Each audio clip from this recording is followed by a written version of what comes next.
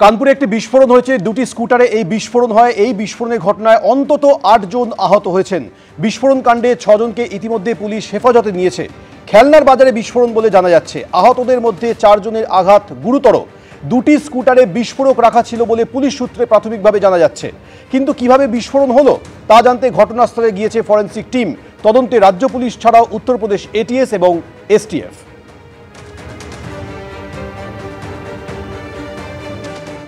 কলকাতায় বঙ্গ বিজেপির কেন্দ্রীয় নির্বাচনী পর্যবেক্ষক ভূপেন্দ্র যাদব আসছেন, অন্যান্য নেতৃত্ব। আজ গুরুত্বপূর্ণ বৈঠক রয়েছে। শিবাশিস মৌলিক আমাদের প্রতিনিধি এই মুহূর্তে টেলিফোনে রয়েছেন, বিস্তারিত বলবেন। শিবাশিস,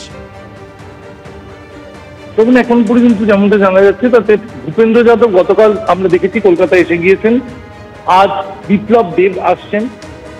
দেবীপক্ষের শুরুতেই তাদেরকে বঙ্গ বিজেপির বিশেষ দায়িত্ব দেওয়া হয়েছে। আমরা জানি আগামী বছর এই রাজ্যে বিধানসভা ভোট কেন্দ্রীয় বিজেপির পক্ষ থেকে, তাই কেন্দ্রীয় নির্বাচনী পর্যবেক্ষক হিসেবে ভূপেন্দ্র যাদবকে দায়িত্ব দেওয়া হয়েছে এবং কেন্দ্রীয় নির্বাচন সহ পর্যবেক্ষক হিসেবে বিপ্লব দেবকে দায়িত্ব দেওয়া হয়েছে এই রাজ্যের জন্য। এরপরেই দেখা গেল গত 23 অক্টোবর অর্থাৎ দুর্গাপুজো মিটতেই কিন্তু বঙ্গ বিজেপি তাদের সঙ্গে বৈঠকে বসল। ভূপেন্দ্র যাদব, বিপ্লব দেব তারা গত 23 অক্টোবর এসেছিলেন এই রাজ্যে, কলকাতায় এসেছিলেন বৈঠক করতে এবং তারপরের বৈঠক কিন্তু আজ রয়েছে সল্টলেকের রাজ্য বিজেপি দপ্তরে। ইতিমধ্যেই গতকাল রাতে ভূপেন্দ্র যাদব তিনি কলকাতায় এসে পৌঁছেছেন। বিপ্লব দেব আজ সকালেই কলকাতায় এসে পৌঁছবেন। সারাদিন বৈঠক রয়েছে সল্টলেকের রাজ্য বিজেপি দপ্তরে। মূলত 3টি বিষয় সেখানে আলোচনা হওয়ার কথা।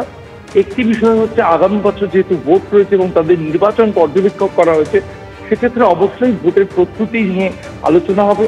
এর পাশাপাশি এসআইআর নিয়ে যেহেতু বঙ্গ রাজনীতিতে তরজা চলছে, সেক্ষেত্রে এসআইআর হলে বঙ্গ বিজেপি কতটা প্রস্তুত এবং কোন কোন ক্ষেত্রে তাদের বিএলএদের ভূমিকা কি হবে সে বিষয়ে কিন্তু আজকে আলোচনা হওয়ার কথা রয়েছে। অন্যদিকে এই ভোটের মতো একটি পরীক্ষার জন্য যে সংগঠন, সেই সংগঠনের ক্ষেত্রে বঙ্গ বিজেপি এখনো পর্যন্ত কিন্তু পূর্ণাঙ্গ রাজ্য কমিটি ঘোষণা করতে পারেনি। ফলে ভোটের যত তাড়াতাড়ি রাজ্য কমিটি ঘোষণা করা যায় সেদিকে কিন্তু বাড়তি গুরুত্ব দিচ্ছে বঙ্গ বিজেপি। এ নিয়েও আজকে আলোচনা হবে নির্বাচন পর্যবেক্ষকদের সঙ্গে। শিবাশিস, ধন্যবাদ। রাজ্যে ইতিমধ্যেই নির্বাচন কমিশনের বিশেষ টিম এসে পৌঁছেছে। আর এই পরিস্থিতিতে প্রশ্ন কিন্তু একটাই, ভোটমুখী পশ্চিমবঙ্গে তাহলে এসআইআর শুরু হবে কবে থেকে? সূত্রের খবর, দফায় দফায় বৈঠকে জাতীয় নির্বাচন কমিশনের প্রতিনিধিরা জানতে চেয়েছেন এসআইআর এর বিজ্ঞপ্তি প্রকাশের পরে এনুমারেশন ফর্ম অর্থাৎ এসআইআর এর জন্য যে আবেদনপত্র 3-4 দিনের মধ্যে তার 20% ছাপানো কি সম্ভব? যাবতীয় প্রস্তুতি 11 থেকে 15 অক্টোবরের মধ্যে শেষ করার নির্দেশ দিয়েছে নির্বাচন কমিশনের এই বিশেষ দল।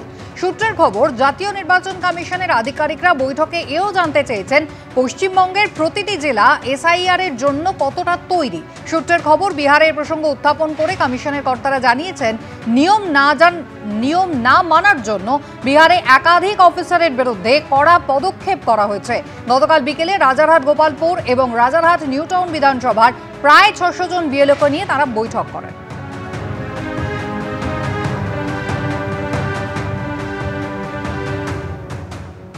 সূত্রে খবর, বৈঠকে একটি প্রশ্নের উত্তরে ডেপুটি নির্বাচন কমিশনার জ্ঞানেশ ভারতী জানান, সুপ্রিম কোর্টের নির্দেশ অনুযায়ী আধার শুধু পরিচয়পত্র, এটা কোনো ঠিকানা বা নাগরিকত্বের প্রমাণ নয়।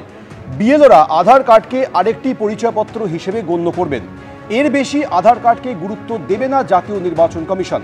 সূত্রে খবর, নির্বাচন কমিশনের তথ্য প্রযুক্তি শাখার ডিজি সীমা খান্না বৈঠকে বলেন, বুথ লেভেল অফিসারদের অনেক ক্ষমতা, আপনারা নিয়ম মেনে কাজ করুন।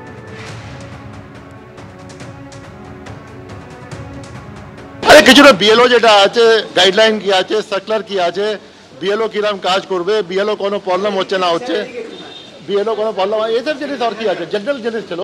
এ রাজ্যে অবৈধ ভোটারের সংখ্যা কত, এই নিয়ে বারবারই কিন্তু বিরোধীরা সরব হয়েছে। আর এবার শান্তনু ঠাকুর তিনি দাবি করছেন প্রায় 1,20,00,000 অবৈধ ভোটারের নাম বাদ যাবে এসআইআর হলে।